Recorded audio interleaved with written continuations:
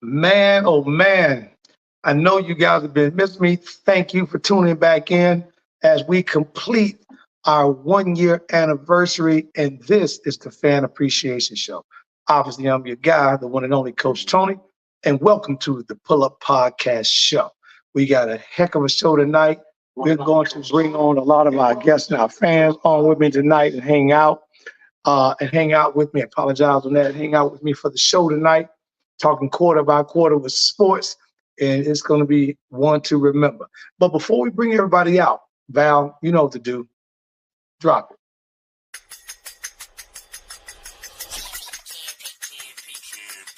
It's the Pull Up Podcast. It's the Pull Up Podcast. It's the Pull Up Podcast. Pull up, pull up. It's the Pull Up Podcast. It's the Pull Up Podcast. It's the Pull Up Podcast. Pull up, pull up. Bounce the voice and Coach Tony, you know. It's the Pull Up Podcast. So, I said bounce the voice and Coach Tony, you know. It's the Pull Up Podcast. So, it's the Pull Up Podcast. It's the Pull Up Podcast. It's the Man, welcome back to the Pull Up Podcast Show. We give you quarter by quarter of sports info. Hey, Bella, baby, how you doing? Man, thank you for showing up tonight, by the way, Bella. I thank you. Coming up out of that, it's always my interlude talk on Tuesday, people. So thank you for showing up out here. I appreciate you. For those that are watching us live throughout the country tonight, you're tuning in to one of the hottest sports shows that's hit the airways as we complete our first season on the Pull Up Podcast Show. Tonight, we are going to have some fun talking to our fans, those that partake and had an opportunity to follow the show throughout the year. And I'm just loving it. But before we bring everybody out, let's do a few things here. One, let's make sure we like us. Let's make sure you share with your family and friends. And more importantly, make sure you subscribe to the show. And that's what we're going to do. All right, as we get started tonight on our Fan Appreciation Night, let's bring them out. Val, I feel like, back in the day with the Bulls when they used to bring Jordan them out, I should have had a little music playing to bring everybody out. But coming from, by the way, Southern Illinois, the one and only, my cuz, who's a sports enthusiast, let's bring to the show the one and only Mr. Wesley Wilson. What's up, cuz? What's Man, I appreciate you, man, for joining the show tonight. Man, I'm good. I'm glad you're on here tonight. We got some of these young heads, man. We got the balance between the old and the new school. I can't wait to hear this conversation tonight. I'm excited. We also got because I've been kind of listening to them, and they just need to come up to the standards right now. Exactly. We gonna get him there.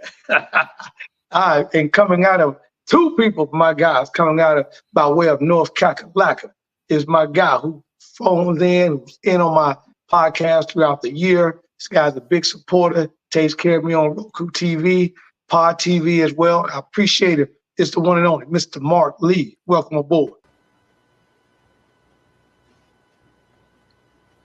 I think you got your mute on tonight. Take that mute off, Mark.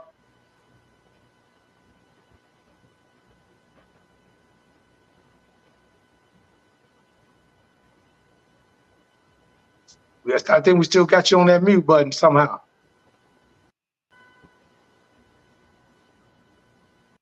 Going on wrong. There we go. Can you hear me now? There you go. I knew you. Hey, you're the man. You got to do all this stuff. I knew you're going to get that figured out. You know I got to get it fixed up. Doing this on a regular basis and everything along those lines. So we're going to figure out what's going on and everything. But it's a pleasure to be here. I know you got things going on. You always talking sports. And, of course, I am down here in North Carolina where we got that big Duke and UNC rivalry and everything. And I was actually hanging out with some of my folks from Marquette and everything because we got a Marquette Alumni Association. So we went to go watch the Durham Bulls, a little bit about baseball. We went and hang out with the Bulls on Saturday and everything. So believe it or not, even though Milwaukee and Marquette is all the way up there in Milwaukee, we still got a few folks that know how to hang and root for a good team from the Big East. Exactly. You already know that. I had your boy on the show a couple of weeks ago, Chucky Brown, down there in North Kakalaka. So, that was a good show. But I got one more of your comrades out here, my boy. We go way back like a Cadillac, my homeboy. And he's one of the only cats I really hang out with, Phi Beta Sigma guy coming out the woods down there, Raleigh, North Carolina. We've been tied to the hip for a minute. It's my boy, Mr. James Ward. Get off that mute. I got you on mute too, Jay. I don't know what. Hey, it must be something down in the woods. Yeah, it must be something going on a little bit. Hey, thanks, Coach Steve, for having me on the show. Big fan, big fan. We go way back since our golfing days in the Carolinas and Florida, wherever we had them, wherever we were at, we always teed up. So it's good. It's good to support your show. Coming here from North Carolina, I got to give a shout out to my alma mater, North Carolina A&T State University, largest HBCU in the country. So we're gonna see if we can get our sports program turned around a little bit. And also my shout out to my Tar Heels. So I represent both brands down here in North Carolina. But, Oh yeah, I like that HBCU brand on that Carolina A&T, baby. You already know it. You already that's know how it. you do it. That's how you get the education from both universities. Exactly. Looking forward to supporting the show, Tone, and talk about some great basketball, some great Olympic things. So I'll turn the mic back over to you. My man, coming back here in my back door, my guy who hangs out with me throughout the year, making sure that I got checks and balances with my young guys, with the youth, with the AAU program. He's kind of like my eyes, ears. He makes sure my guys got their ball handling together and everything else. He's close. He's tied to me like a nephew to me. Bring on my guys, one and only, Coach Justin Allen. Welcome to the show, baby. What's going on, man? Hey, appreciate you having me on board, man. One of my top shows up on a Monday. Hey, man, I appreciate you being here, taking time. For those that don't know, Wesley and Mark and James, y'all need to get y'all financials together with some stocks, man. That's a young brother to talk to right there. He put you on the map, man.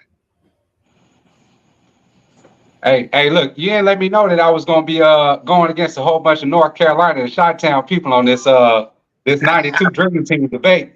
I already know this is going to be biased right here. Hey, you got to hold your own way up, man. Hey, it's like swimming in the ocean, man. You can't swim with the waves. You got to swim sideways, man. You got to swim sideways, man.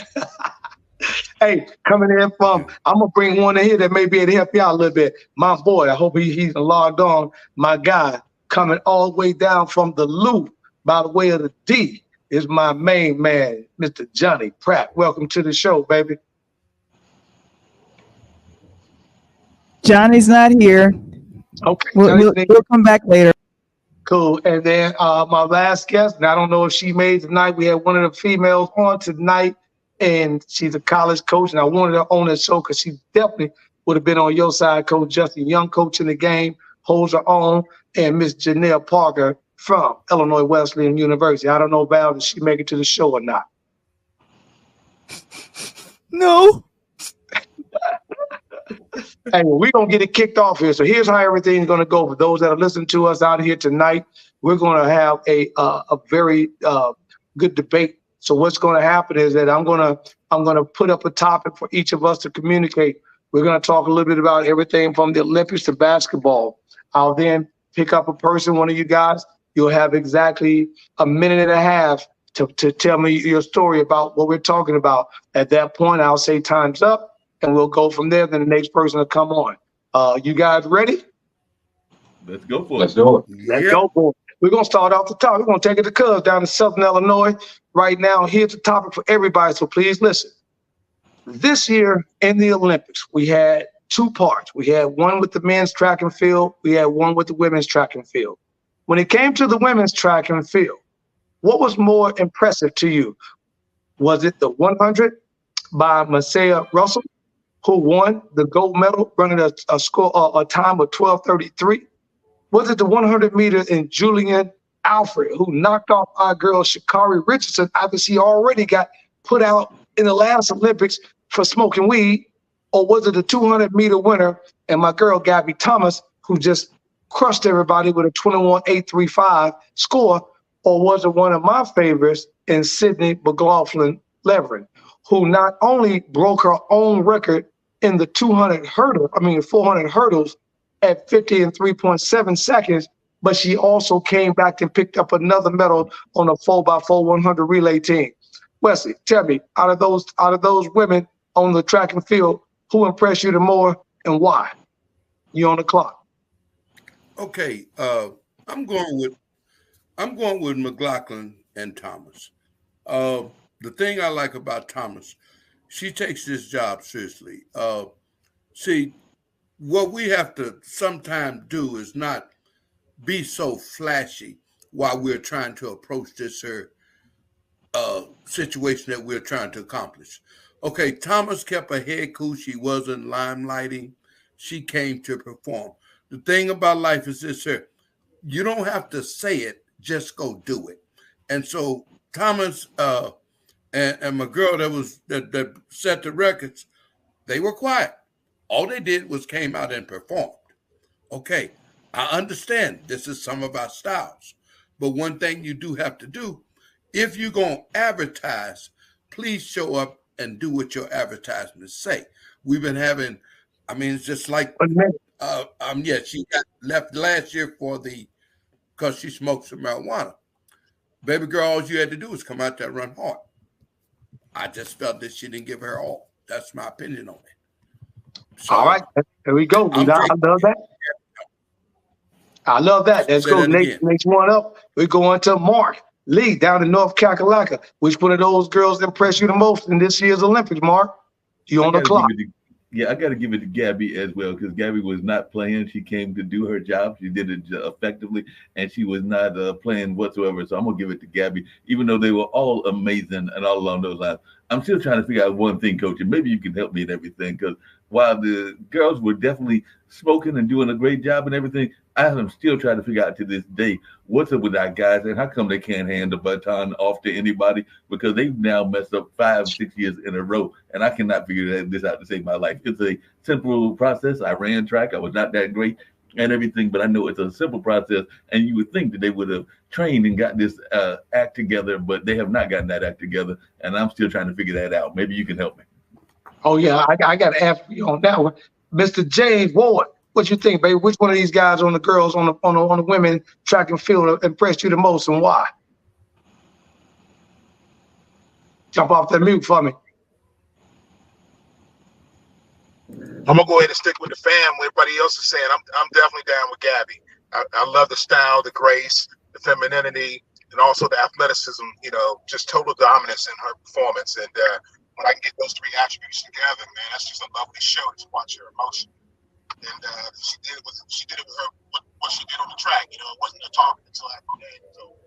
So I'm all Gabby.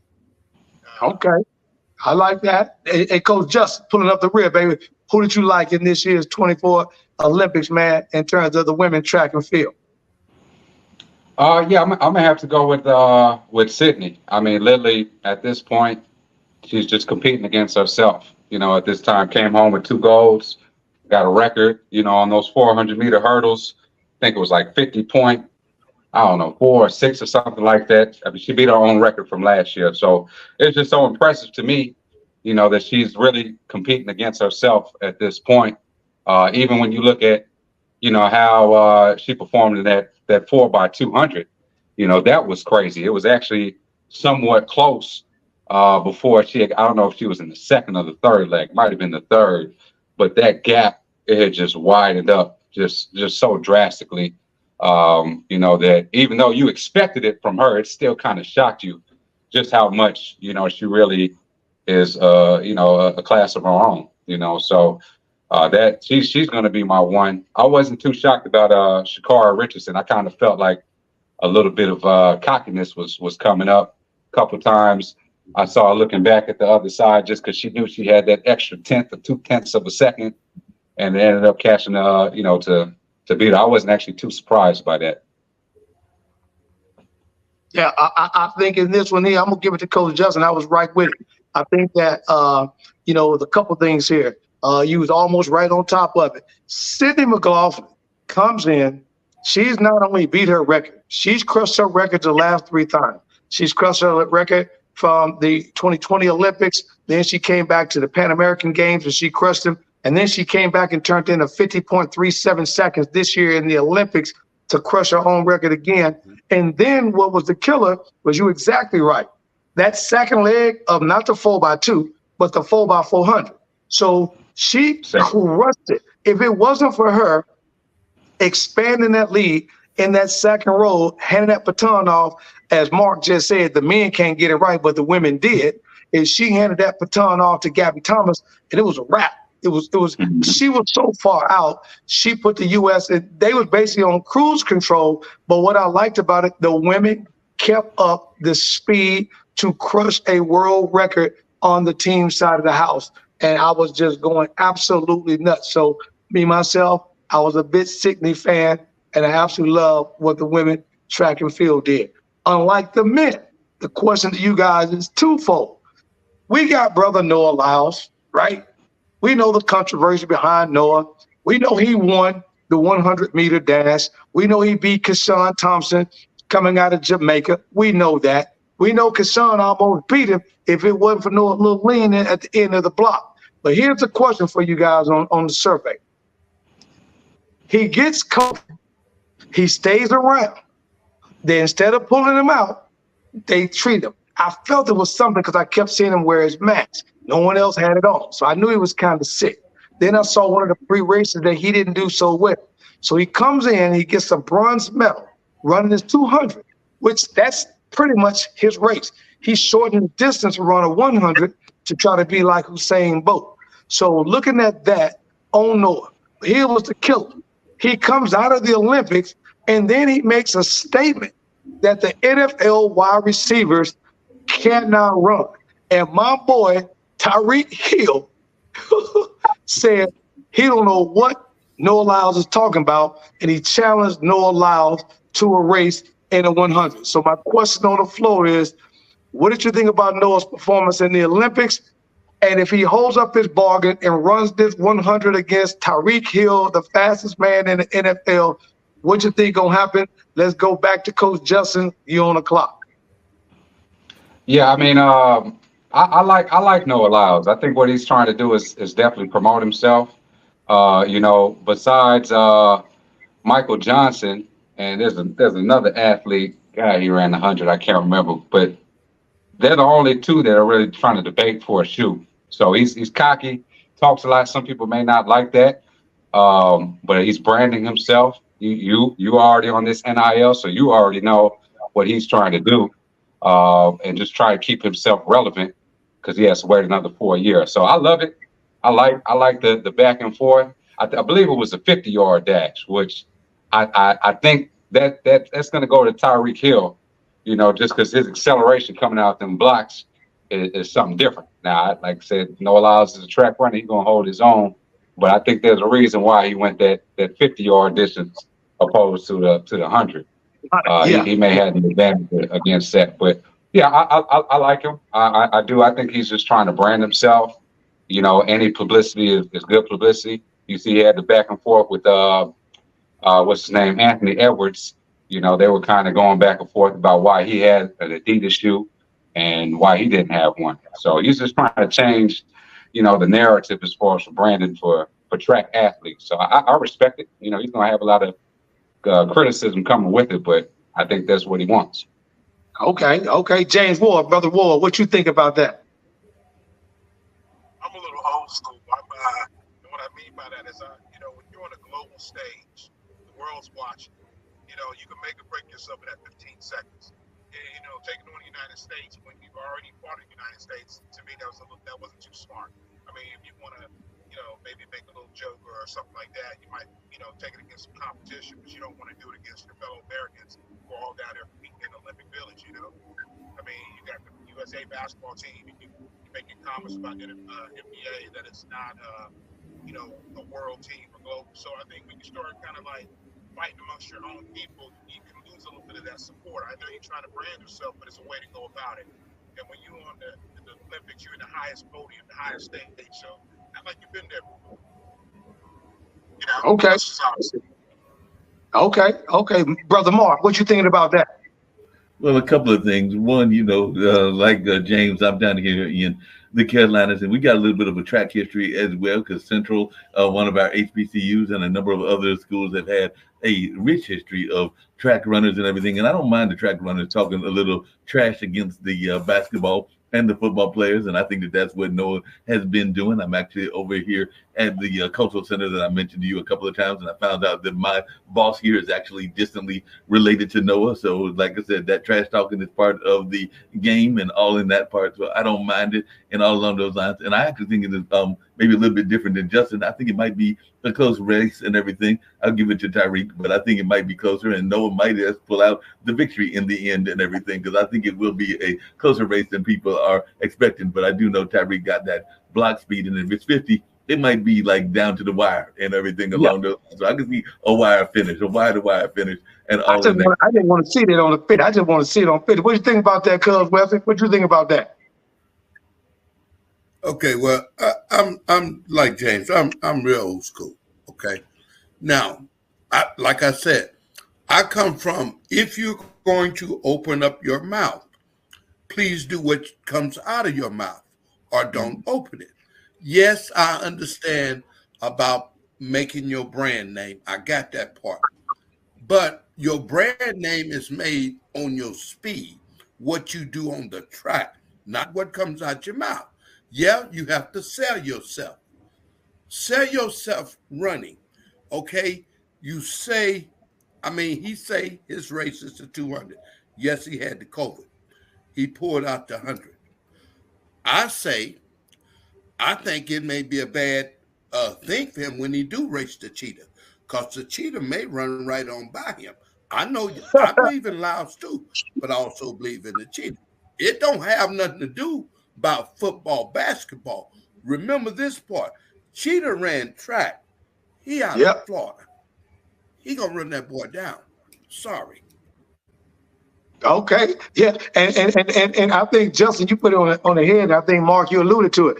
It's 50 yards. It's kind of like a thoroughbred when you got a sprinter versus a mile distance, right? That if I got a sprinter, that sprinter gonna get out the gate. Time that bell come off in the Kentucky Derby, that sprinter's out, gonna take that lead. But as the race goes on, that miler gonna walk that sprinter down and gonna finish strong. That's how we do. Hey, we are here listening on the Pull Up Podcast show. Kevin Springer in the house, my God, tonight. I appreciate you. Justin, also your guy, Johnny Taylor, in the house tonight, said, what's happening? Hey, we are sitting live, have a fan appreciation night on the Pull Up Podcast show. Val, let's go pay a couple of bills, and we'll be right back on the show. Val, take it away.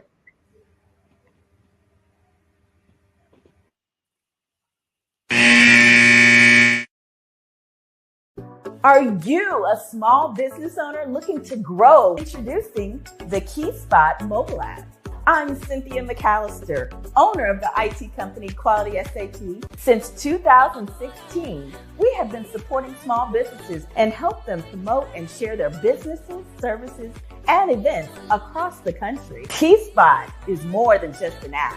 We are a network providing community. KeySpot, connecting communities and supporting small businesses.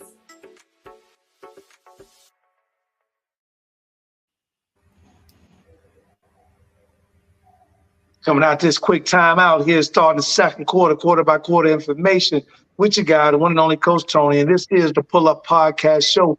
Make sure that if you listen to me by closed ear, make sure you like the show, subscribe, and share with your friends. We got on air tonight on Fan Appreciation. My guy, Cuz Wesley Wilson, coming from Southern Illinois. My guy, Mr. Mark Lee, from down in North Carolina, down around that Tobacco Road area. And my guy from Cashville, Tennessee, none other than Justin Allen. And I don't know where my guy James Ward from North Carolina, but he'll be right back with us. Guys, let's change the tempo real quick. Mark, we're going to kick this off with you. Guys, listen to this question. Who did you think was more of a media draw? Was it Simone Biles winning 3 gold medals at an age of 27 years old to be the oldest gymnast to do it, and she did it on a bum leg, and they shouldn't have had her out there because at one point I think I would have pulled her? Or do you think it was the Jordan Childs controversy where the Romanian chick won the medal, and then they argued about it and gave Jordan Childs a bronze medal that put 3 African Americans for the first time in gymnastic history with a bronze, gold, and a silver medal. And then, of course, I don't know if you heard the news today, they ruled in Jordan Childs' favor. Plus, she said she wasn't going to give the medal back any damn way. So, Mark, let's kick it off with you. Tell me which one of those was more enticing to you and why. Well, in terms of the whole controversy and everything, I think it was more on Jordan Childs. I was expecting Simone Biles to do what Simone Biles does. She's a winner. She's going to be a winner every time and everything along those lines. But I know that you are a coach. I know that some of these other gentlemen are in the coaching space as well and everything. And while I might not be in that space, I've got relatives and friends that are in that space. And the last time I checked, you're supposed to let it be settled on the field, not let some judges dictate what's going on and everything along those lines. So the fact that they had to pretty much cheat her out of the bronze medal that she got, because I looked at the tapes and it looked like they had done it within that 1 minute, and 1 minute to get an appeal is a crazy time. 47 seconds to be exact. Yeah. So they did it in the right time frame and everything along those lines. But it just seems to me that that's just crazy that y'all are going to move her from fifth to third and then knock her down and everything. And I think personally that it might have had a little bit of racism as well, because a lot of people were upset, let's just be very honest about it, that they gave salute to the Brazilian sister that won that medal and everything, the gold medal, and gave her the salute, both Simone and Jordan. So I think that that was some pushback from some of the powers that be. That's just my opinion on it, whether folks agree or disagree. And I'm gonna get a little added information for Wesley and Justin, and that is they found out that the judge that was voting on that was also a Romanian judge, and that they found out the last, not one, not two, but the last three Olympics, 2020, 2016, and 2012, there was also a controversy, and he's always voted in favor of Romania. So that was it. Wesley, take it away. What's your thoughts on this?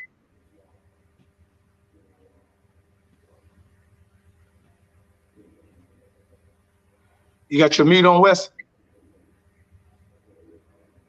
All right, you call me Tony. Okay.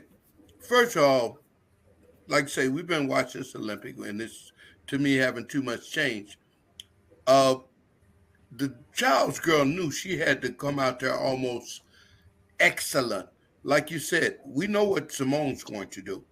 Right. They had already advertised a young lady that did win, that how she improved from the last Olympic to this Olympic, and she'd been on Simone Biles' heels, and so we knew she was going to get a medal. But for the Childs lady, you go from fifth to third, okay? So that means you added up a whole point. And after they complained about it in the right time, you saw that, okay, her acts were a little harder than the other girls. But then on the other hand, y'all been watching Olympics like I have. How many times do the Americans get kicked back? They're always going to get kicked back. Yes, this was our first time seeing three blacks on the stage, which was history.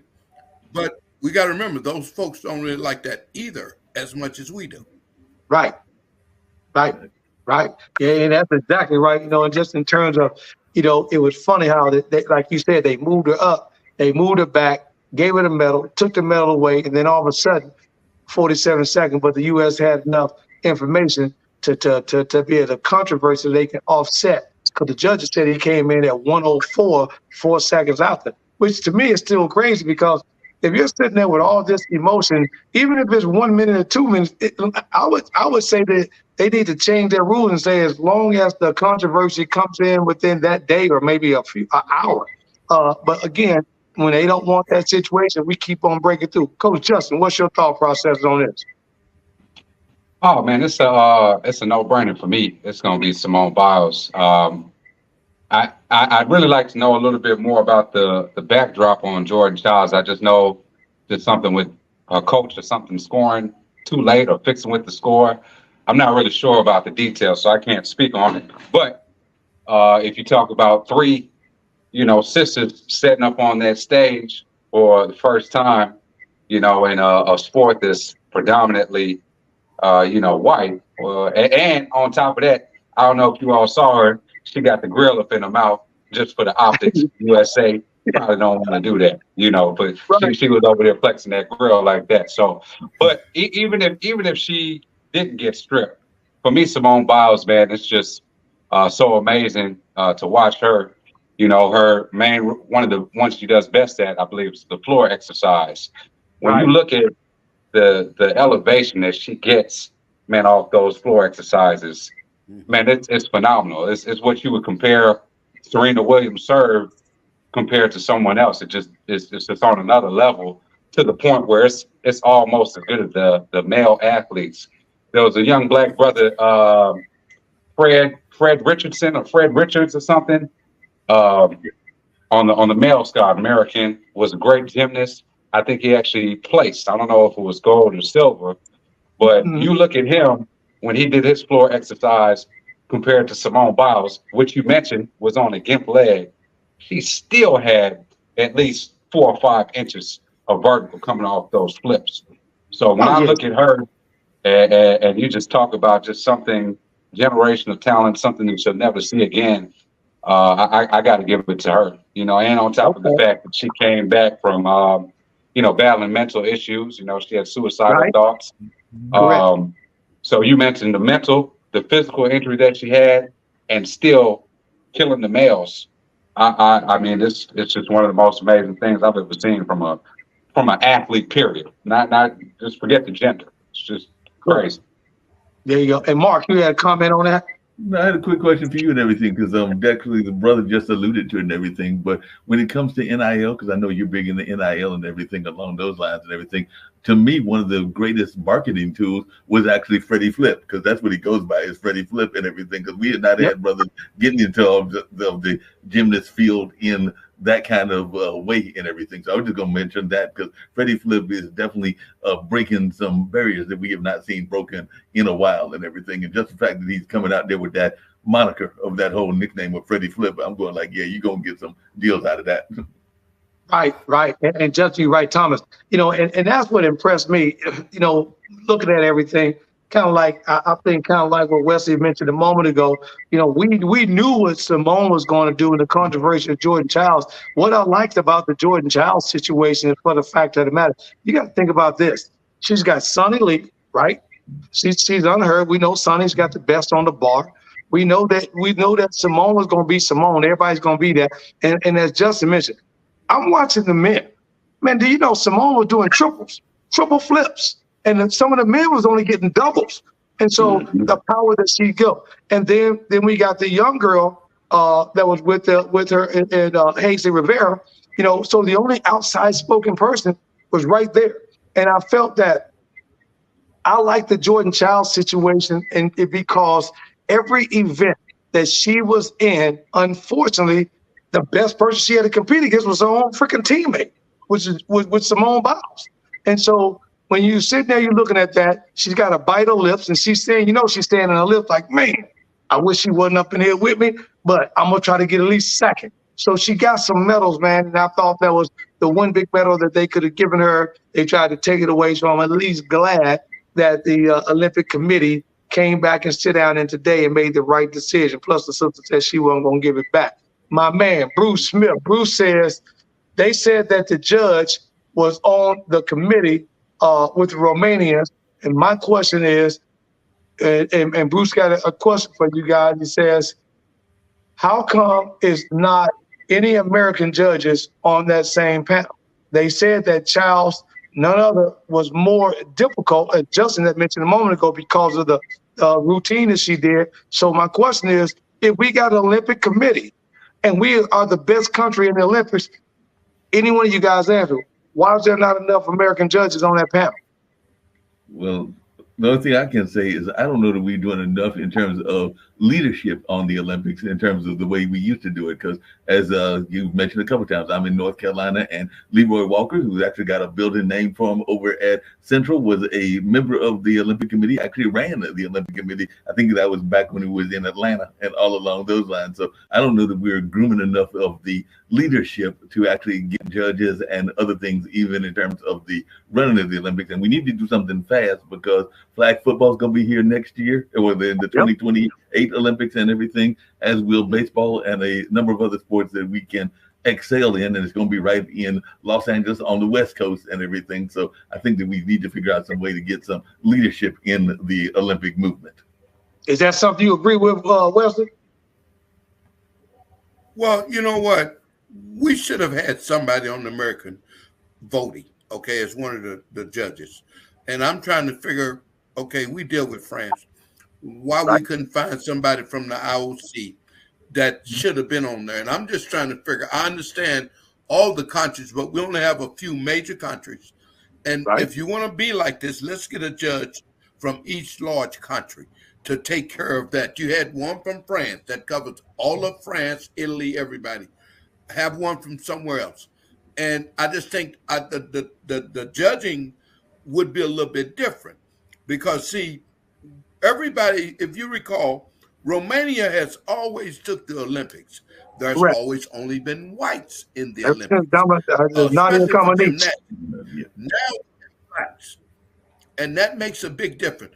That black guy jumping gym or whatever, I'm hoping that the young black men pick this up from him. Why? We are gifted to jump, run, and all this stuff without training. So just think what would happen if our young brothers and sisters would just go get a little training. Okay? The main thing I see with our young black men is the psychological factor. He don't want to be called, I'm soft because I'm doing gymnastics. You got to be a hard dude to do gymnastics, bro. Right. That's not easy. Exactly. Core got to be, the core is impeccable on gymnastics. Like, it ain't nothing soft about that. Absolutely. Yes. And go ahead. I'm sorry, Cousin West. I mean, we could use our black athletes to do something like that because everybody, our race are led by this basketball thing. Everybody, all of us ain't gonna play ball, so and all of us not gonna be as great as educated. So let's use some other talents that we've been gifted to know how to jump. We've been gifted with body strength. Let's utilize it in a proper manner. And I guarantee you, the next Olympic, we should have at least 2 or 3 black men in that. Oh, yeah, Justin, what you think about in terms of the judges, in terms of should there be an American judge on the IOC? And here's more of a finite question. Not so much of the judge being from America, but in a situation where the judges have to make a decision, should that judge from that country be involved? No, I don't feel so. I feel like bias could come involved.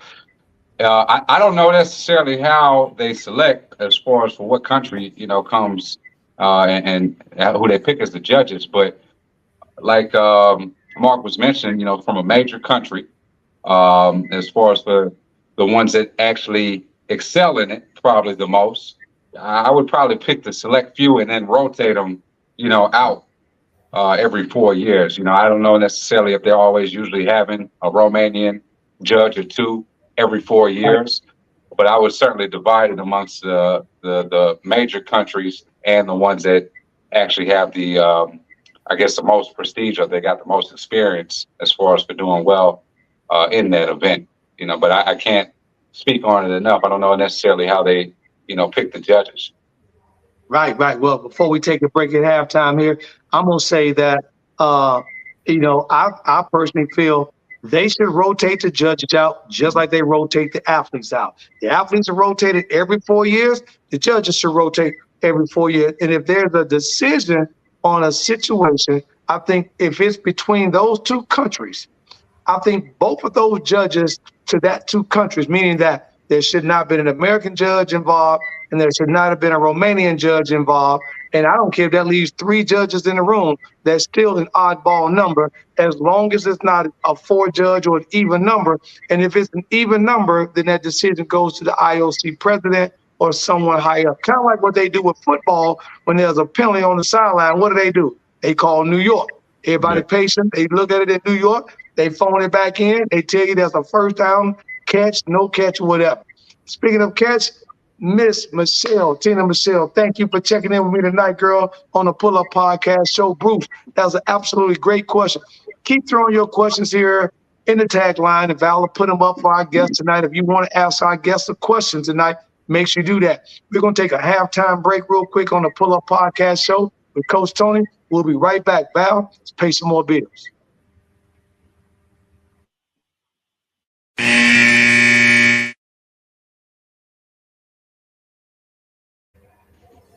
I've always thought about how my mom has supported me in any creative endeavor, how beautiful was it for your mom to be the superhero in your life and show up in your creative ventures with this book? People ask her to sign the book more than they ask me to sign the book. Sometimes I step to the side, I take their picture. And, we have to celebrate our mothers. We got to celebrate our beginning. There you go. So she comes out with me. Every event, she is there. Even when I tell her she does not need to come, she will show up in the parking lot. And I'm like, oh, okay, you coming? Okay. I'm like, all right. Right. And she got a bottle of wine in her hand. What in the world? Why are you giving her alcohol? Don't. No, I'm just saying. She showed up in the parking lot. She got a bottle of wine, nice wine. She's going to set it down. She ready for the show, Val. You know what I'm saying? Because the funny part about it is, CJ, I've actually talked to Val. I thought about, writing a book myself called My Man's in There. I love it. And look at Val. My man's in them. My man's in there. But you got to read the book. You got to read the book. But it's a play. CJ, I apologize because Val should have dropped some old Dub C so you could have came out crip walking. You know what I'm saying? I'm not flamed up right now. I got to hold on. Trying to get me shot. Going back to school tomorrow. Like, I saw you, Miss Charles. I saw you. I mean, I can crip walk, so please, but I'm kind of, I'm authoring right now. You guys are funny.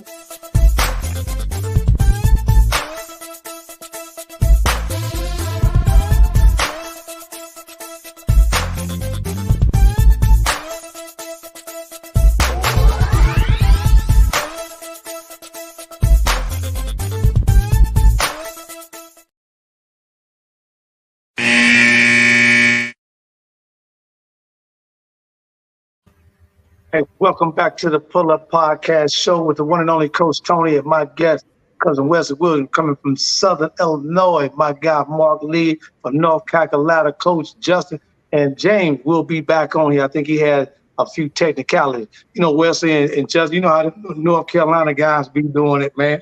All these technicalities and all that down there. We're going to send y'all some telecommunication wires, get y'all plugged in a little bit better down there, Mark. You're going to have to get us some Google Wire and all those. Yeah, don't do AT&T. They messing up. Don't do that. Yeah, send us some Google Wire. Hey, I do have a quick question for you, Coach, if it's all right and everything, because the brother there was asking about the other athletes and all along those lines. And I saw some athletes that I did not expect, because there was a couple of sisters that were doing real good in volleyball, and I didn't know that we played water polo, but there was a goalie that was really impressive. They finished in 4th place, but she was no joke. She was blocking a lot of shots, but that is not a sport that we usually think about excelling in. But apparently we're excelling in some sports that we're not expected to excel in all the time. And let me tell you, and I don't know about you guys, I'm going to give the big thumbs up there, man, to my boy, the one and only, boy, Flavor Flav. Flavor Flav went out and supported these young ladies. Nobody jumped on their bandwagon. Flavor Flav did. And not only did he jump on their bandwagon, I don't know if you guys know or not, he gave each one of those young women $1,000 and a free trip to Brazil. So that is, man, Flavor Flav, man, much love, big ups on that, man, and I really love it. Coach Chris Robinson, what's up, baby? Coach Robinson said, what's up, Coach Justin? Coach Robinson, man, what's going on, baby? He checking in the house tonight. Hey, now we're going to turn this up. Cousin Wes, how we do back in the day, and Mark and Coach Justin don't know. We come out the locker room in that third quarter, we turn up the heat, man. We got to get back in this game. So let's change it right now. We're going to come down to the men and the women in the Olympic basketball. So let me ask this question, and it's going to turn up. Were you more impressed with the comeback, the way the men came back and won us a gold medal behind Steph Curry's back-to-back 30-plus games and Kevin Durant as MVP? Or were you more impressed with the women now being 60-0 since 2012 and Asia Wilson helping the United States capture yet another gold and not a loss in almost 12 years? On the clock, started from Justin. Take it away. It's going to be the men's for me. No disrespect towards the women. I just can't necessarily think of any international female athletes that just come to my mind. Now, that I think number 25 for France.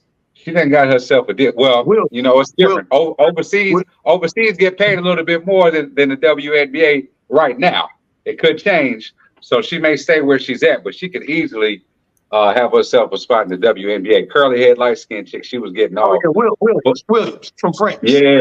Oh man, she was nice, but I can't necessarily think of an international player, you know, that comes to mind on the WNBA side where, you know, the Asia Wilsons and the Breanna Stewarts and Kelsey Plums really had to really sweat it, you know. Now on the other side, the men's, and that's where me and you we was talking about, and I'm about to hit your uncle in a second on, you know, the difference in the competition. You know, you can hit me with all the stats that you want to, but the difference in the competition is what I'm looking at. You know, when you look at the fact that you had 7 international players back then, and you know what I'm talking about when I say back then, compared to now, you had 71 athletes, you know, who was overseas playing in the NBA. So I'm looking at the squad for Canada, which they didn't go as far as I thought that they would, but the whole NBA squad, the whole Canada squad, they was on the NBA. SGA, you got Kevin Porter Jr., you got Dylan Brooks, you got what's another Canadian cat? Can't think, but they had a whole squad. And then you go to Germany, you got Schroeder, you got the Wagner brothers. Then you go to France, and I talked about them having one of the toughest front courts with Wemby and Gobert. And then not to mention the French dude that dunked on LeBron, who just got signed a 1-year deal. But he just got a contract with the Philadelphia 76ers, by the way. Just signed. Yeah. So I'm looking at that talent level, and you know, just the fact that they really had to scratch and claw every single one. You look at the finals game with the women, they only had one close game. You know, every single one, even in the exhibitions, the men's had to scrap and claw. So I'm gonna get an edge to them. All right, so I'm gonna add something here, Wesley and Mark. So what I'm trying to tell Coach Justin was, back in the day, as he say, back in the day, we're gonna take this back 30. You know, back in the day, that late 80s, early 90s, right close to the Dream Team era. The unfortunate part about that, it had nothing to do, welcome back, James, had nothing to do with the 70 players, as Coach mentioned, because at that time, it was a rule by the NBA. That was not to say no more, but those 7 players that was back in the day, there's these 71 players that are in Europe right now couldn't touch those 7 players, because those 7 European players are all Hall of Famers. Sabonis, Vlade Divac, Marcelonis, Drazen Petrovic. So those guys are in the Hall of Fame. You cannot name me a Euro right now that is in the Hall of Fame. You can't name me one Euro that's in the Hall of Fame. You may tell me there's one headed there, but I'm telling you all 7 or 8 of those guys back in the day were Euros. Wesley, take it away. Okay. I was impressed with the women doing the 60. I understood the men. Now, my problem with the men was this here. You all are NBA ball players. And you can tell me what you want to tell me, but them guys wanted to compare themselves to the guys from the previous Olympics when they wasn't playing all the overseas guys coming to the NBA and play. But right. The women impressed me. Yes, they had a hard game against France. But the men ball players, y'all had shooters on the team. The way Steve coached the team, you had a lot of people upset because my man Boston didn't play the first game. Well, if you know the game, since you 2 guys coaches, if you know the game, he wasn't physically ready to play against my big man from Denver, whatever. He couldn't play against that team. They were too physical for my man from Boston. That's why he couldn't play that game. See, yes, he's a good shooter, but he's not a strong defensive player. If you bump him real hard and you're a physical ball player, you takes him mentally out of the game. That's what Coach Johnson said. Reason why he was not there. So what I'm telling you is, yes, the men were impressive, but the women impressed me because their level of getting to what they want and where they got to be is much harder. One, it's the salary. Yes, them girls got to leave the U.S. to go overseas and try to get more money.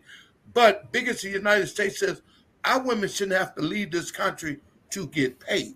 And if you watch it, all the European and everybody else, they're trying to come to the NBA and the WNBA.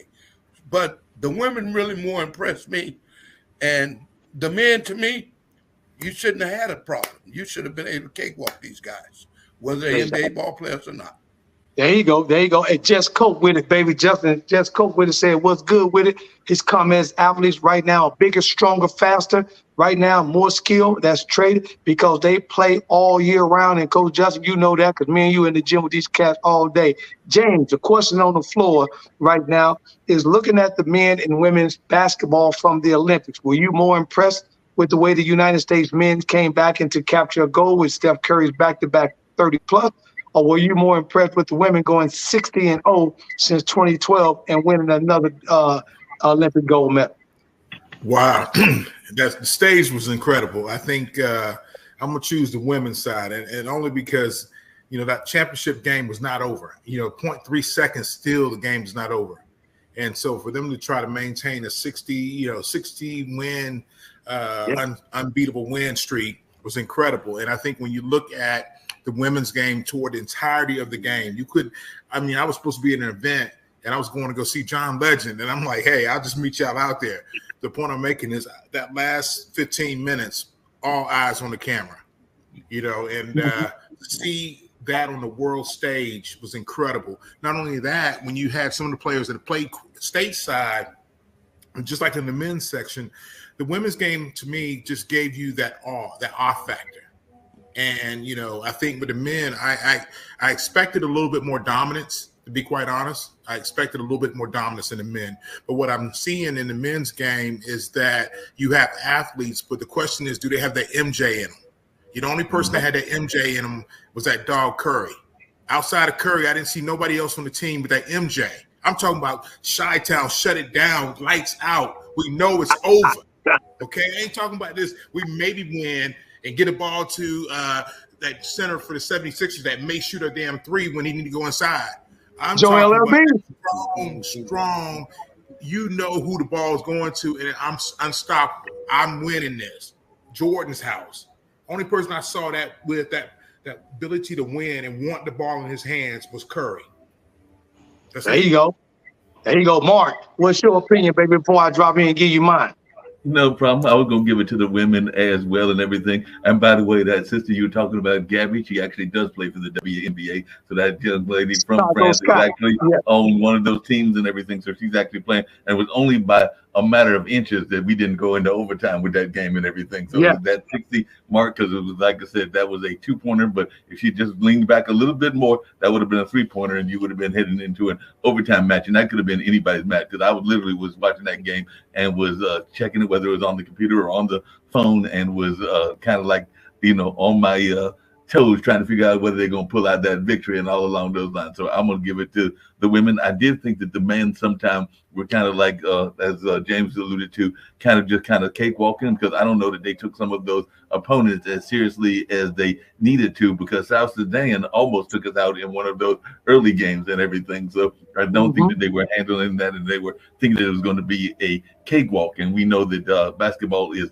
played all over the country and all over the world, so it's not going to be a cakewalk just because you bring in those NBA players and all along those lines. So I do think that they might have been thinking that they were going to just kind of like skate and just get the easy win while they got the gold. They definitely did not skatewalk over some of those opponents and all along those lines. So that was my take. I'd give it to the women all day long. And one of the things that I think I mentioned to you on some of the chats that we've had during your shows is I actually find the women's game to be a little bit more sound in the way of playing the fundamentals. And I'm a big fan of fundamental basketball, and they've been playing fundamental basketball for a while, whereas the guys sometimes get a little bit too flashy. Not knocking the flashiness, but sometimes get a little too flashy.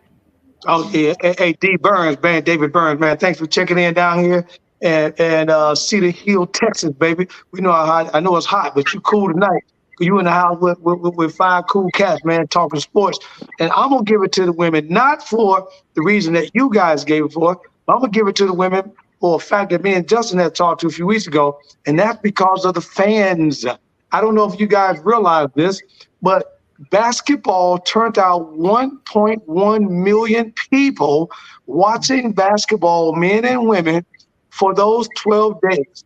And the women outnumbered the men in terms of attendance by 3,000.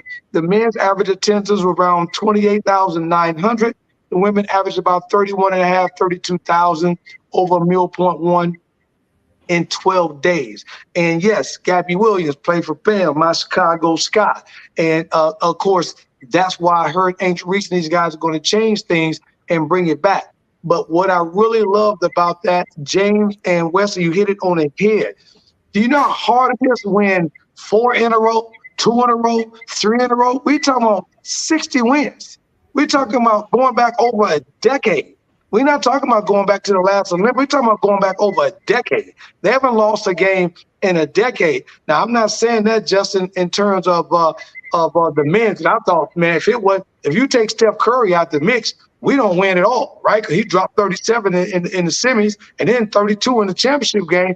It's a wrap. We probably lose that, and we definitely lose that game against Serbia and Joker because we just didn't have it. It was that last 2-minute push, and Joel Embiid hit 2 big shots back to back, and so that was big time. So I'm gonna give it to the women on this question as well. Now we're gonna turn up the notch. This is something that me and the youngster, me and Justin, been going back and forth, and I'm waiting to hear this one.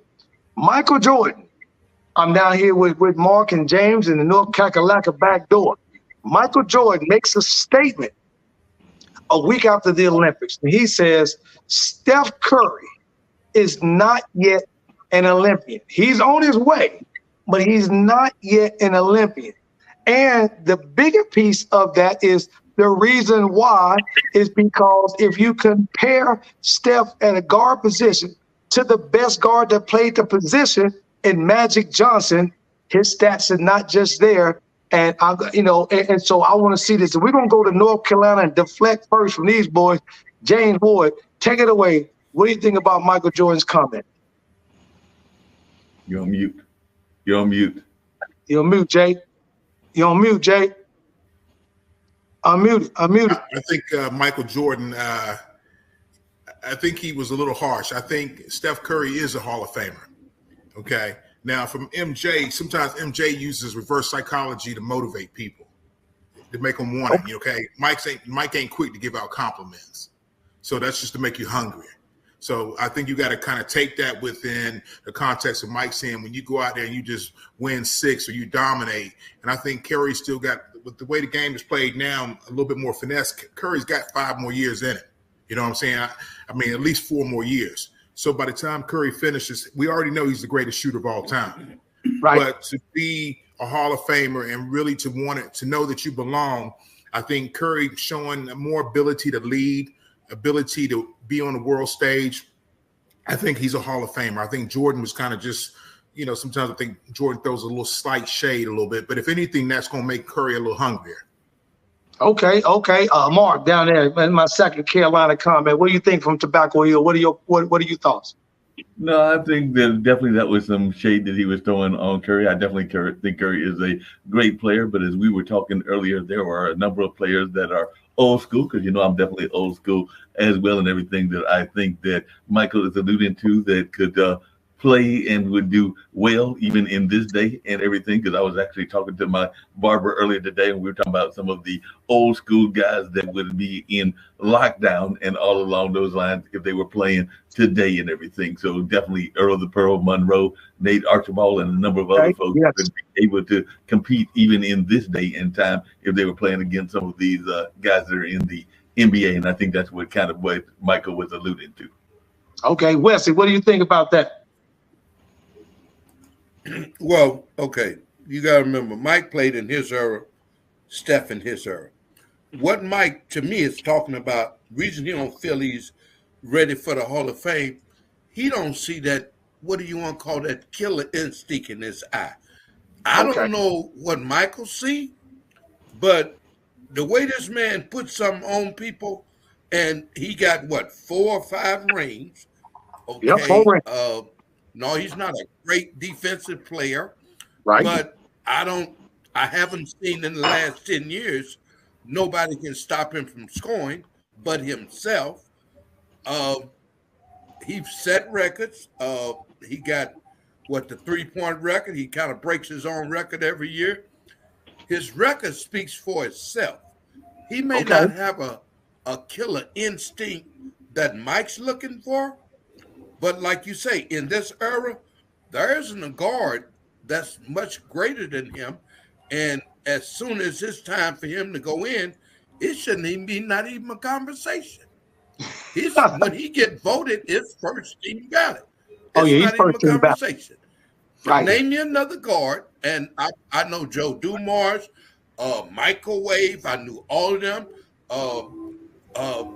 All the boys used to play at the Clipper, World Be Free. All of them.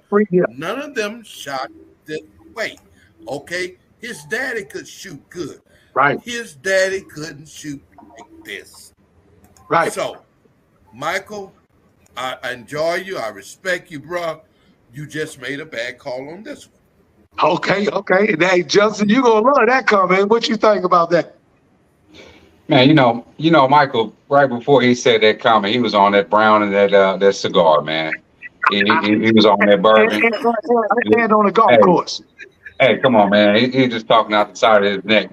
I don't know how you gonna make a comment like that when an active player has already crossed 2 Hall of Famers, and Reggie Miller, and who was second? And Ray Allen, as far as in the 3-point. Not to mention that, if we just want to go over recent Hall of Famers as far as for guards, you got Tony Parker, who got inducted. I'm picking Steph Curry over Tony Parker. You got Chauncey Billups, who got inducted last year. I'm taking him over Chauncey Billups. Who else? You got Steve Nash. I'm taking him over Steve Nash. Who else you got? Jason Kidd. Jason Kidd might be questionable, but I'm probably still going to pick Steph Curry over Jason Kidd right now, and the man still got 5 years left to play in the league. So, like I said, I don't know what Jordan was on, man. He he had some of that Ricky Blanton, man, that you was talking about. Hey, He's James, on that jack, man. James, you got a comment on that? What you want to say? Yeah. I mean, I like Justin. Justin, you cool, but I think the young brothers, they don't understand. Jordan put in work. Jordan get ribs cracked. Jordan getting legs broke. I mean, the era Jordan played in, they played 2-way, offense and defense. They gave it their all. And you wanted to win a championship, you had to go to the mountain and get it. I think we're looking at different eras. So I'm never going to be trash talking to Jordan. Now, I'll say sometimes he might have thrown a little shade, but the reality, he played two ways. Defensive player of the year 9 times. Correct. Scoring champ 9 to 10 times. Jordan played the game in its fullest complexity. He played with the hardest and the bullies. He played against guys that just hacked. I mean, John Sally, Dumas played tough defense. Then he had to go against Rick Mahorn. Then he had to go against that crazy guy that's always Lambeer. Yeah, so, Steph Curry and these guys couldn't last a 10, 15-year season playing basketball the way they used to play. And not only that, you had John Starks with DU up at the baseline. You want as good as Steph Curry is, you're going to have to pass the ball. We're not going to let you shoot 30 times a game. We're not going to let you shoot 20. And if you can't get your own rebound, your shot percentage is going to go down. So when we think about the elevation of the game and how the media wants more points scored and less defense, you got to give it to the greatest shooter, which is Curry. But if he had to play in that era, he'd be broke down half the damn season. Yeah, because they're gonna put him on his butt. And matter of fact, Val, do me a favor, please. Brrr, with the drum roll. Put up my chart. Magic Johnson and Steph Curry, so I can. This is something that Coach Justin and I was talking about, so I can give you this breakdown real quick. And I think this is what Michael Jordan was alluding to, and I'm gonna break this down for you four. I want y'all to listen to this.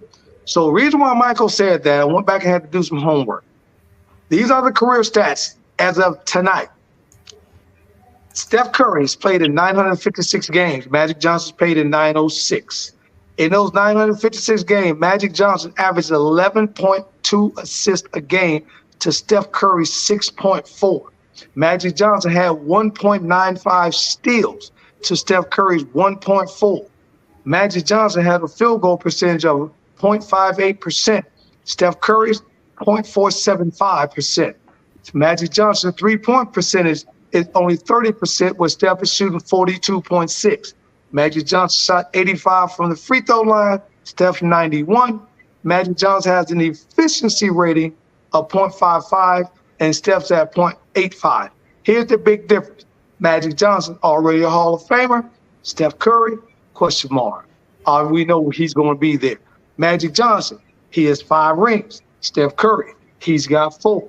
Magic Johnson, 9-time first team All-NBA. Steph Curry, 4. Magic Johnson, 10 times All-NBA. Steph Curry, also 10 times All-NBA. Magic Johnson, 3 times MVP. Steph Curry, 2 times. Magic Johnson, 3-time final MVP. Steph Curry, 1 time. And Magic Johnson has 12 All-Star games, and Steph Curry has 10. So you look at that stat right there that Val just put up in that. I don't think that Michael is saying that Steph is not ready. I kind of think it go back to kind of what James was saying. It's just that in that era, and looking at that era that Magic played in, his stats are still standing strong in 2024 and from 1994 when Magic retired 30 years ago. So I think when I look at it like that, is Steph a Hall of Famer? Yes. Is he going in on first ballot? Yes. But could he do that? And I was telling Justin also, fellas, Magic Johnson was one of the few players in an NBA playoff game that guarded all 5 positions, scored in all 5 positions, and won an NBA playoff game on a hook shot, and none other than the Boston Garden. Case closed. Hold on. So I'm gonna get at you real quick, attorney, with your facts and everything. So you brought out 2 God-given things. You mentioned as far as for size, being able to guard 1 through 5, that's God-given. Hey, and James, Steph couldn't help what era he was born in. He couldn't help that he was born in the 90s, man. He would have adjusted like any other player would adjust. Just how Jordan, he would have adjusted to these rules back then, probably would have averaged more. But you can't, discredit, a player for what era that they're in. They only adjust to the rules. And you know what? I'm glad that he got to get some FIBA action, because you got a little bit more hand checking and physicality, and you see how he was able to play against that. So he's able to adjust. Great players are always going to be great. It doesn't matter what era they're in. I agree with that.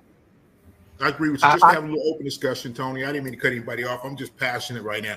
I think, Judson, you make a good point for this era. But I'm looking at basketball when I thought it was in its purest, when there was offense and defense, when it was the purest. There was no lopsided wins. There was nobody going and blowing somebody out. I mean, every game was a dogfight. I'm talking about when you had to play defense as well as you had to play offense. I'm talking about situations like where I think Curry is a great player, and without a doubt, he is the greatest shooter of all times. There's no doubt about it. I would never take that from him. But when I think about the synthesis of the eras, you have to pay homage and respect to the era that was before you. Now, we know we want players safety. We want players to be safer. Just like you got 7-footers shooting threes now. And back in the day, average time, the length of an average 7-footer in the league was 10 years. Now you got 7-footers going 17, 18 years because they're all finesse. Okay, back in the day, you took your bumps and bruises and your bad knees and your bad back after 10 years and you tried to get your pension. Now you got 7-footers trying to get 15, 16, 17, 18 years out the league by shooting threes. Not even they got their retirement package. They rolling with that. They roll with their retirement package. So I got you on that. Listen, we're gonna take a quick break. We're gonna hold on 1 second, James. We're gonna finish this on the other side. We got one last break of the night. We're gonna come back and finish this. I'm loving it. Val, take us to the fourth quarter. Pay my last bill. Get these bill collectors out of my pocket, please. Thank you.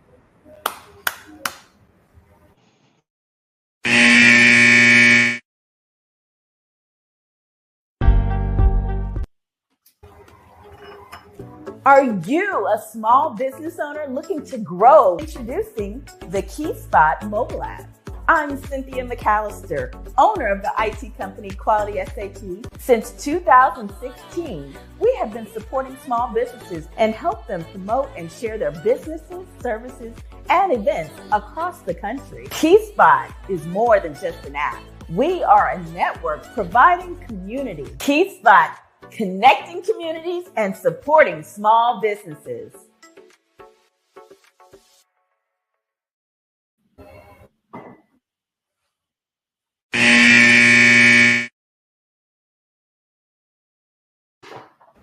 Hey man, it's the fourth quarter, so I hope y'all talk to y'all squad. You know, down the stretch in the fourth quarter, we gotta win this game. So here's the thing: fourth quarter, keep our responses kind of tight. I got 3 more questions, so keep them tight, short. But we got 3 questions to get through here in the next 30, man. We're gonna get out of here. Here's the big question tonight, fellas, on the table. And I know me and Cousin Wesley have won at this multiple times, but he's gonna love it. But I want to know, sitting up, dealing with Angel Reese and Caitlin Clark. Now, the question on the table is, did Angel Reese and Caitlin Clark get snubbed by the women's Olympic team, or should they have made the Olympic team to go over, or do you think it was a situation where the Olympic women's team was okay? Wesley, you on the clock.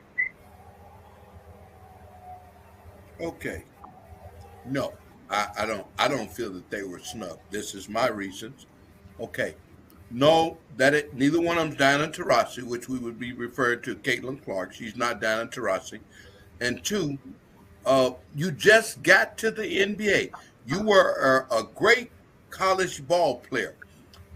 You know, when you go up to the next level, you got to earn your stripes.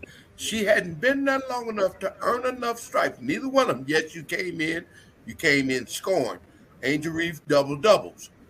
But you got to look at all these ball players that they got in the WNBA that was there playing.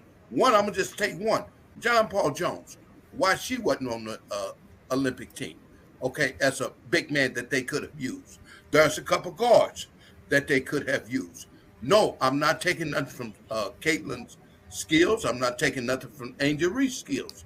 I just feel you got to earn a stripe. See, you can't. See, ain't nobody getting meritorious promoted, and that's what that would have been. That's a meritorious promotion for a private. They are private. They brand new in the WNBA. They got to earn their stripes.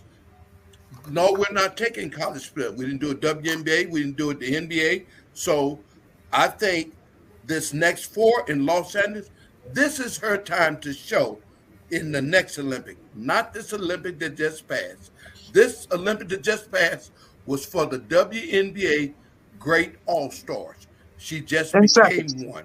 So I feel that this may have helped her more than it would have hurt her. All right. Oh, I like that one. Mark, let's go. What you thinking? You got a minute and a half. Let's go. You on the clock. I'm agreeing with what the gentleman said as well, because I think that they have to earn that spot and everything, and they just got into the WNBA. They were great college players. There's no doubt about that. They were both amazing and all along those lines, but I'm looking for them to do their damage in 2028. They did try that experiment, not so much with the WNBA, but with the NBA of having a college athlete on the team. That didn't work all that well back in the day and everything. So I think that you have to bring the pros in there. And like the gentleman said, there were some other ones that could have been equally on the team that were not on the team as well. So definitely I'm with the roster they had was a strong roster. It's a roster that won that 60th game. And I don't think that they needed Angel and Caitlin at this particular time. And I'm not knocking either of those players, even though I'm more of an Angel Reese fan than a Caitlin Clark, just because I'm not a big fan of the Great White Hope and all along those lines. But I'm definitely they are. I know Wesley. That made Wesley good. And my guy, Coach Robinson says the rules in the NBA allows that for the offensive side. And Bruce said that he don't think that Caitlin Clark or Angel Reese was basically snubbed. If anyone was snubbed, it was Arike Owabi, from Dallas. Yeah. I give you that because she had them handles and everything else. Coach Justin, what you think about that? Yeah, I think as far as for just trying to win the gold, completely fine. The roster they had was perfect. Now for marketing, for trying to put these ladies in a position where they don't have to go overseas and they can actually make the salaries that are I guess half as close to the NBA players. they missed the ball on that. You know, at least get one of them. You know, it would have been tough because, especially for Angel Reese. You know, you got Angel Aja Wilson. You know, she's at like 6'5". Alyssa Thomas, she's like 6'2", 6'3". Then you got Brittany Griner. So they already had their fair share of bigs.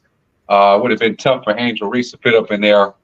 I think Caitlin Clark probably could have, if they really needed, you know, just a little bit more firepower, she probably fit in, because besides you got Kelsey Plum, I think Chelsea Gray, and I you know, I don't know if, Diana Taurasi. So they were still pretty stacked at the guard position too, you know. So it's just they had enough star power. But as far as for a business decision, marketing, and trying to get even more attention, I'm really shocked by the statistic that you said that they had more viewers than the man. But could you imagine the viewership that they would have had with just one of them, and what that would have done, you know, for the WNBA's bottom line?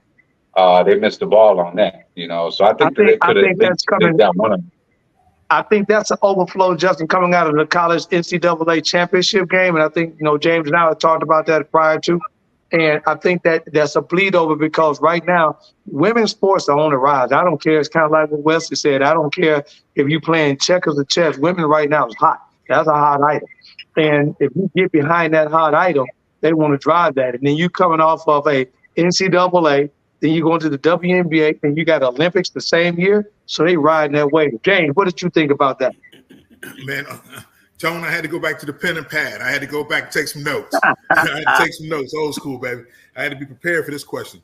So I had 5 different talking points. First thing is I looked at marketing versus experience, okay? I looked at the global brand and marketing, and I looked at experience. Okay, we can make an argument that Caitlin and Angel probably shouldn't be there based off experience. Okay, we can make that. But when you look at the global brand, the global dollar, and the global marketing value of Caitlin Clark, as well as adding Angel Reese, I think it would have been great for the game. I think giving them the introduction to the global stage. And then when we talk about Diana Taurasi, I look at her like a fading dinosaur. It's not like she's Michael Jordan or anybody or somebody else that everybody wants to come see. Anything, she could have been an assistant coach and still been part of the experience. Okay, a player's coach. Yeah, because Sue Bird had already retired. Yeah, so I look at the relevance. What is relevant right now? Right now, when you look at the trilogy, Dawn Staley winning a national championship with the girls, then WNBA on the rise, and then having these 2 superstars that are coming in that people are somewhat pitting against each other, it makes for a great story. It makes for a marketing media sensation. And then when you look at what could Caitlin Clark offer, I'm not so sure about Angel Reese, because when I look at what Asia Wilson did, Angel and her, I'm going to go with Asia any day. But when you think about what Caitlin Clark could bring as far as her shooting to spread the floor, because the other guards weren't giving you any outside shots. They were not that good for the 3. So I think Caitlin Clark would have gave a lot more spacing on the floor. Then I go back to my last 2 talking points. I know my time is running up. I go back to the marketing. 20 seconds. Where's the money? Okay. We're talking about being able to promote and sell USA paraphernalia. Okay. In the WNBA. Those 2 right there, Angel and Caitlin, will sell WNBA Global USA brand products at every home game. Okay. No doubt. That's what a sensation is. And then when you look at managing personalities, coach might not have wanted those 2 there, because how do I manage these 2 young rookies' personalities dealing with these rookies? And that might be a coach's decision. Right. Wesley, you had a comment on that. I'll leave there. Yeah, I got to say something, because I hear everybody talking about the marketing of Caitlin Clark and all that. Okay, if you pay attention, because me and homeboy here, we already said, see, the Great White Hope already had got marketed. Now, this is my point. You gave Aja Wilson $5 million, but you give Caitlin Clark $25 million. Well, now that was 2 years ago, though, cuz we talked about free. Okay. Caitlin Clark don't have an NCAA championship. Aja Wilson got NCAA and WNBA. See, Caitlin, and I love Angel Reese, but I'm sorry, bro. Let's let the ones that already been there, like my man Bruce Smith said, the girl from Dallas should have been there way before Been there. Caitlin Clark. And yeah, I'm with you. They Yep. took Diana Taurasi out and put that other girl in there. Right. Let's let the time for Caitlin to get her. See, we're trying to push her out there and make her something. But see, the white folks already put her out there. We don't got to put her out there. The news put her out there. She's already marketed. They just couldn't give her a check until she got out of college. She already had her money. Our sisters don't get their money like that, bro. But I'm I sorry. think I but I can't think get Caitlin- Caitlin that. Caitlin She's still- got to earn it. Now, if you say today, Caitlin an excellent ball player, Oh yeah, but yeah. not before Yeah, the kill- Olympics. Yeah. Now, I'm gonna make the last comment on this real quick. So one is that I was talking to Cuz about that, and Justin, I was telling you, I look at it I go back to James' marketing situation. Asia Wilson came out a couple years ago. They had no idea that Caitlin Clark was going to even be a pro 2 years ago. So her dad got involved. So if Asia didn't go cut a better deal with Nike, that's on the agent. They ain't got nothing to do, because at that time, Caitlin Clark's a freshman in college. You don't even know she's going to go to the WNBA. So that's how I look at that. Now, I need just no explanation. I just need you guys to tell me one word. So here are the stats. Going into the second half of the season, Caitlin Clark, here's the rookie MVPs coming down to these three. Caitlin Clark has right now just set a WNBA record with 225 assists, and she's got 450 points halfway through. Angel Reese just set another record. It's 20 double-doubles in 27 games.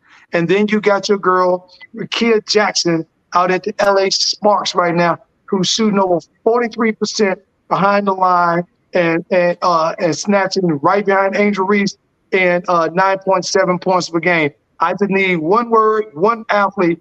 Who are you choosing for Rookie of the Year? Mark, give me that. Who's your one word? Like I said, it's going to be interesting, but I think I'm going to go just because of the way she's been playing aggressively and everything. But I actually think that the Rookie of the Year is probably going to go to Caitlin just because of that marketing and everything. But I personally would like it to go to Angel Reese. But I think that the powers that be are going to give it to Caitlin. All right, Justin, who you got? I'm gonna have to give it to Caitlin. Really, just she got the better record right now. They sitting in third seed in the Eastern Conference, so you know they in possible playoff contention. With the fact that then she had a triple double the other day, didn't she? And broke an assist record. Yep. Yeah. So her and Angel, they both got the records, and it's gonna go to the person with the most wins. Yep. Kind of like golf. James, what you think? I'm gonna play, Tone, we go way back. I'm gonna play the political game. I'm gonna go back to the days of Bird and Magic. And when you think about rivalries, we still got Bird and Magic when people talk about it. So you got Angel Reese representing Bird. You got you got Angel Reese representing Magic. You got Caitlin representing Bird. And so for me, I would love to see like a dual MVP, a co-MVP this year, unless they can separate. That'd be different. Ooh, yeah, that's kind of different. Oh, Cousin West, what you thinking? By stats, you got to go with Caitlin Clark because she just moved her team up 2-3 spots, man. Right. By playing team ball. She's an excellent passer. She's an excellent team player. And that's what pushes her past Angel Reese. Yes, Angel Reese got all the doubles and doubles, but your supporting cast can put you up on a higher pedestal. So I got to go with Caitlin Clark on that. And I'm going to be right with you, cousin. I think that I would love to. And I think, James, you had a great analogy, man. I didn't even think about that, the Bird and Magic analogy. You got somebody that the only difference is Caitlin Clark is like Bird. She was a shooter. Angel Reese is a little bit bigger than Magic, who can handle a rock. I think if Angel had kind of like Ubin Wally ball handling skills, it may be a different ball game. But I think because of the numbers and where it's going, I think Caitlin Clark gets that. Now, here's the question on the table, fellas. Justin, get this ready, baby. Who is the best all-time USA Olympic team of all time? And I'm going to start with let's go, Justin, the young guy to this one. We're gonna give you the floor first. Who is the best Olympic team of all time and why? You got a minute and a half. You on the clock. Let's go. I mean, we discussed that. It's really a toss up because when we were going, like I said, our front court, we got David Robinson and goodness gracious, Patrick Ewing. Their front court versus Joel Embiid and Anthony Davis, it really can go either or. You know, it's no set. Now you move to the power forwards. Who you gonna pick, Karl Malone or Charles Barkley? Or do you want Bam Adebayo? Or do you want LeBron? LeBron can play your power forward. He might play your guard. You know, so it just makes it tough. I really think that it's very, very evenly matched. Both of those teams are better than the 08 Dream Team when they had Kobe D. Wade and Chris Bosh and them. It's really tough to say. I mean, your only outliers on both squads, you know, you got Christian Laettner, and I feel like Chris Mullin, you know, and then on this squad here, you might have I don't know. You may have Tyrese Halliburton or Derek White as far as for your outliers that could have been off. You know, so very evenly matched, man. Tough Time's up. Time's up. Let's go, James. Who you thinking? Minute and a half. Let's go. You got to go with the original Dream Team. There is no other. The Dream Team. And sometimes I can't even remember what year it was. They were so good.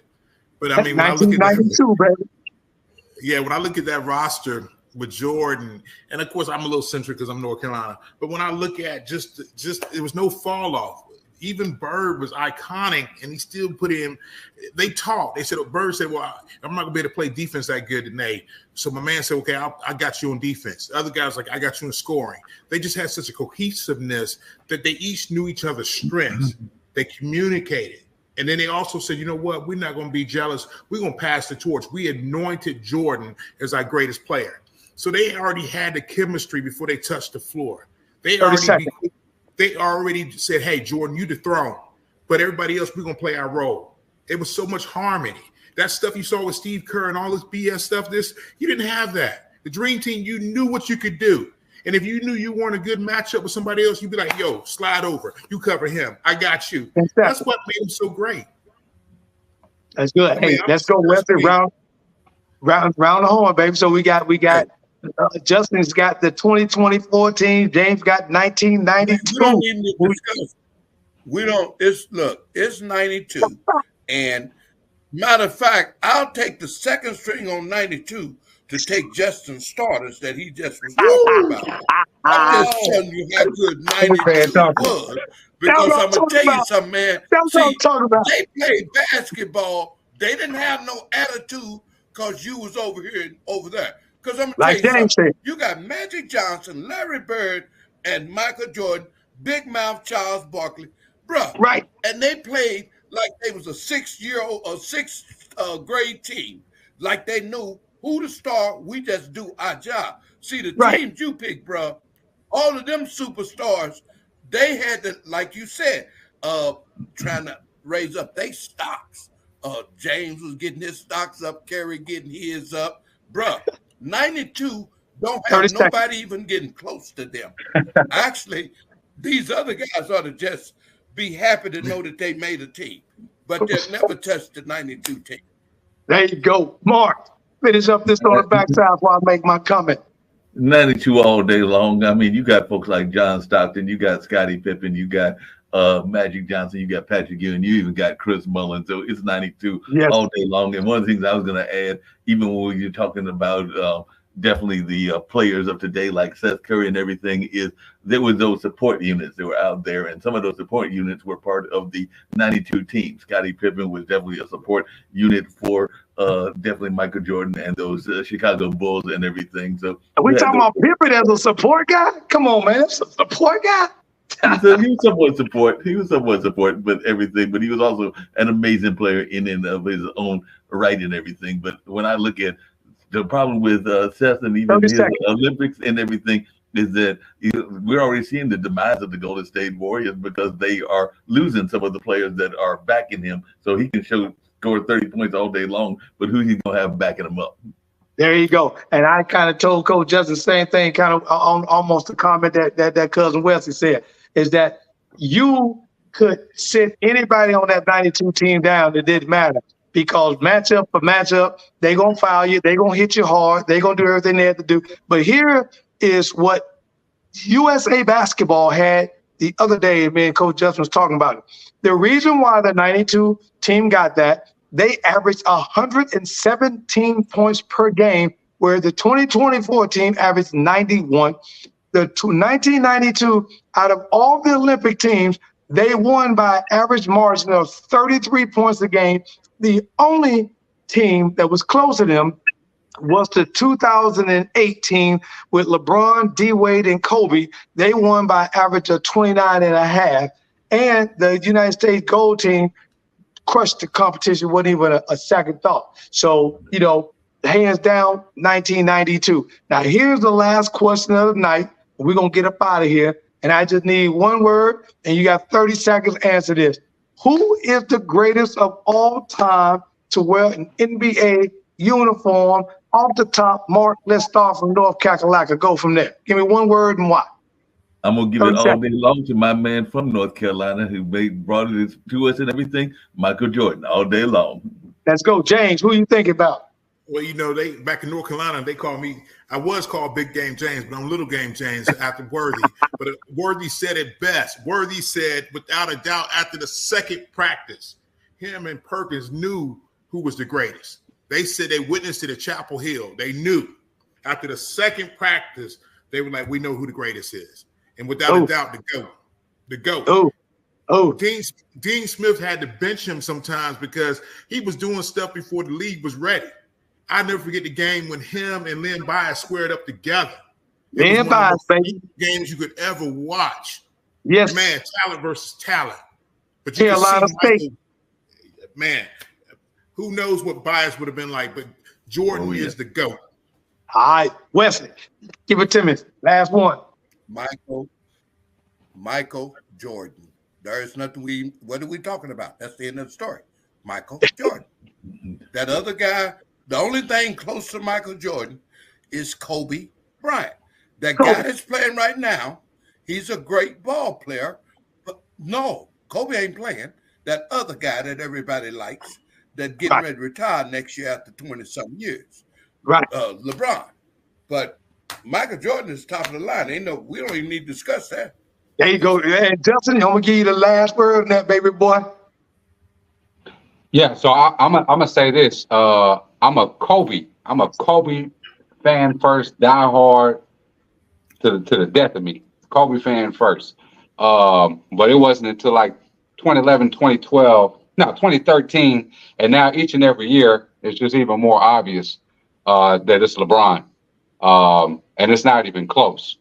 And the reason I say that, I look at, y'all gonna say, he came out of retirement. He wasn't even doing what he's supposed to do. I didn't see Jordan got hung about 3-4 times when he was with the Wizards. I'm over here looking at LeBron cocking that jump all the way back. I'm talking to the back and just cramming it.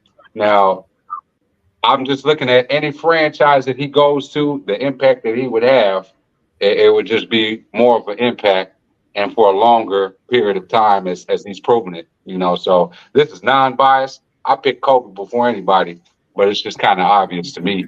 And you're gonna go off with the stats, the championships, but it's just kind of clear to me.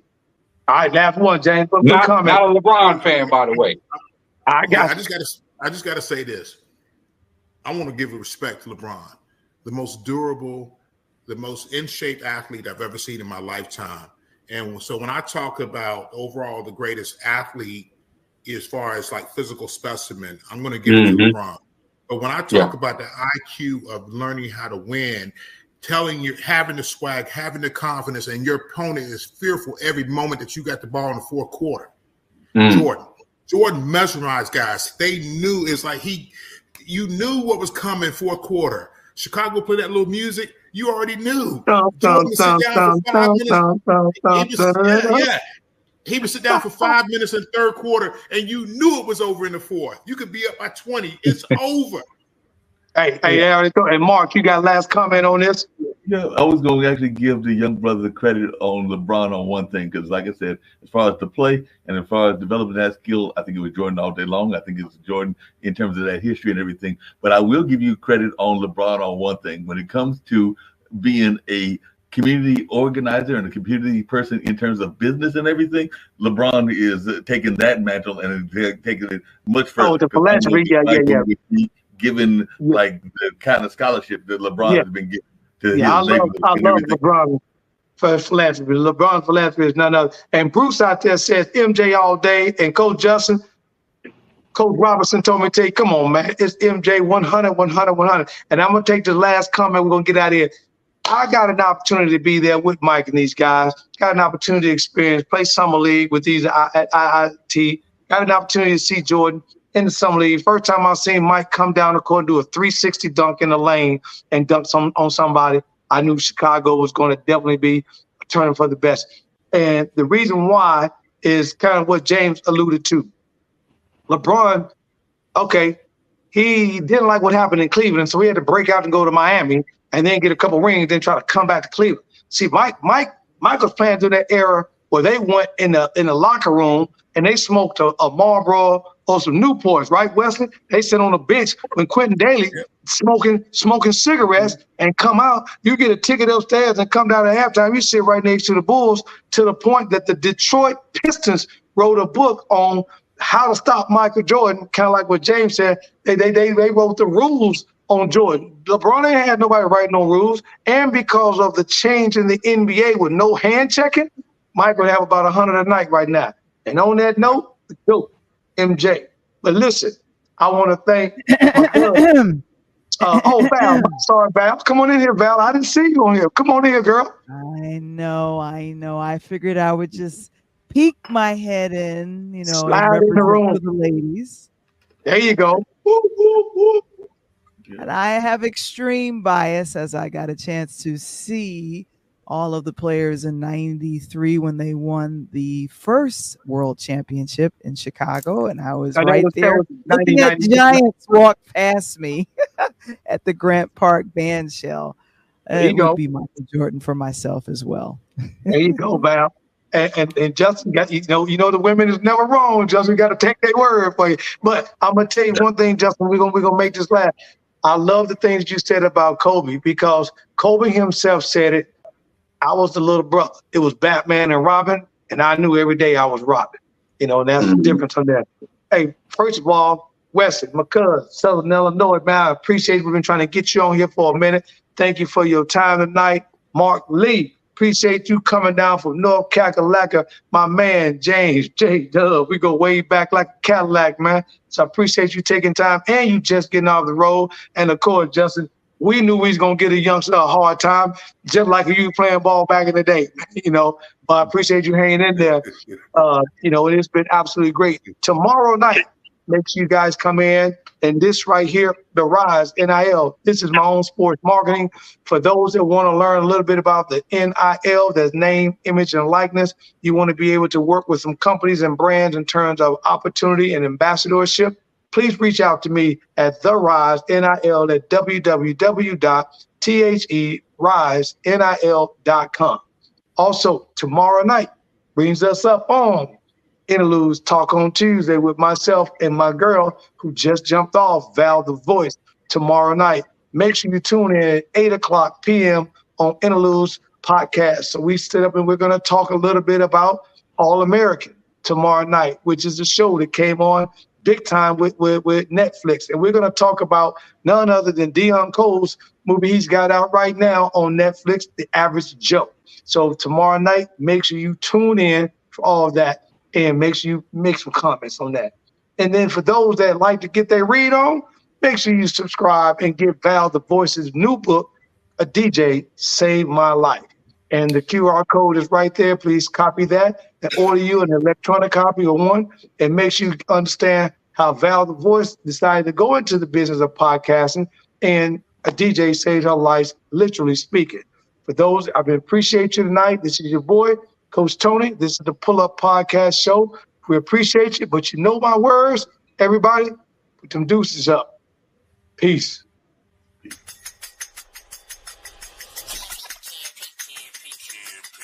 It's the Pull Up Podcast. It's the Pull Up Podcast. It's the Pull Up Podcast. Pull up, pull up. It's the Pull Up Podcast. It's the Pull Up Podcast. It's the Pull Up Podcast. Pull up, pull up. Bounce the boys and Coach Tony, you know, it's the Pull Up Podcast. So, I said bounce the boys and Coach Tony, you know,